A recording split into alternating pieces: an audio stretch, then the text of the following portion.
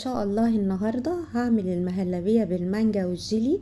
مش هتاخد وقت خالص، في نفس الوقت تحلية باردة ترطب علينا في حر الصيف.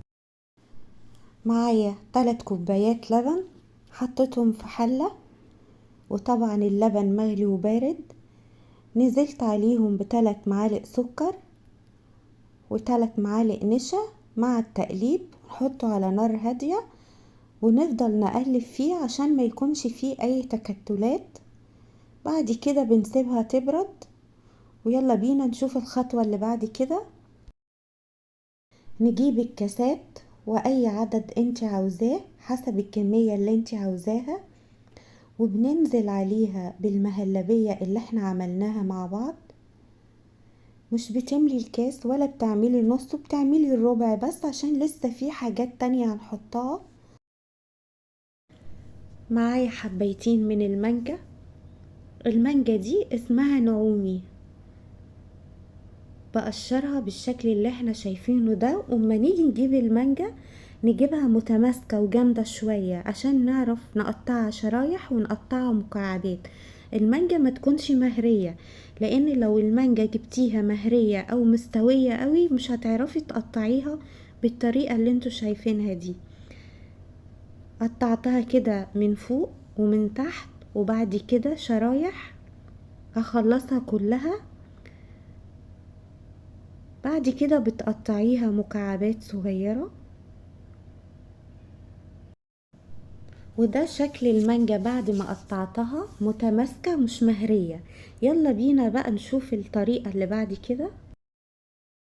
انا مجهزة المهلبية وحطيتها في كاسات وسبتها نص ساعة لما بردت، لان ما ينفعش نحط عليها المانجا وهي سخنة. نزلت عليها بمكعبات المانجا اللي انا عاملاها، بتمليها للاخر بالشكل اللي احنا شايفينه ده.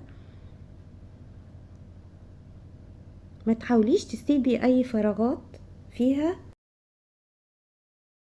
معايا حلة على النار فيها كوبايتين مية، نزلت عليها بباكو الجيلي،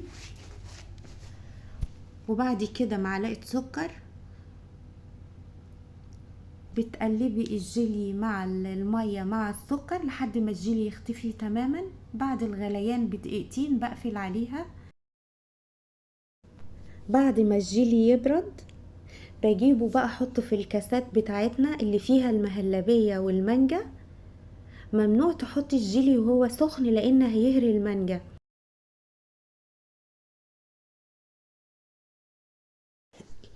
بتملي الكاسات كويس بالجيلي عشان المانجا ما تبقاش طالعه لفوق. انا عايزه المانجا تبقى جوه الجيلي علشان لما تدخليها التلاجة كلها تجمد مع بعض. كده خلصنا الكميه اللي انا عملتها، هدخلها التلاجة لمده ساعه. ايه رأيكم بقى في الالوان دي؟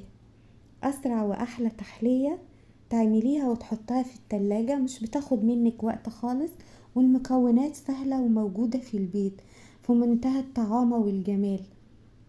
المهلبية مع الجيلي مع المانجا عامل ميكس جميل جدا، حلو قوي ولذيذ، خطيرة بجد، لازم تجربوها.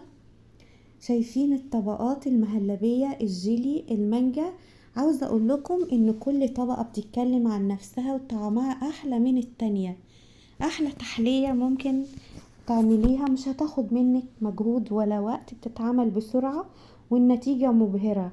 شوفوا جمال الالوان، شكلها خطير جدا جدا، ميكس خطير ومتماسك. لو عجبكم الفيديو لايك واشتراك وفعلوا الجرس على كلمة الكل عشان يوصلكم مننا كل جديد. اشوفكم في فيديو جديد ووصفة جديدة ان شاء الله، والسلام عليكم ورحمة الله وبركاته.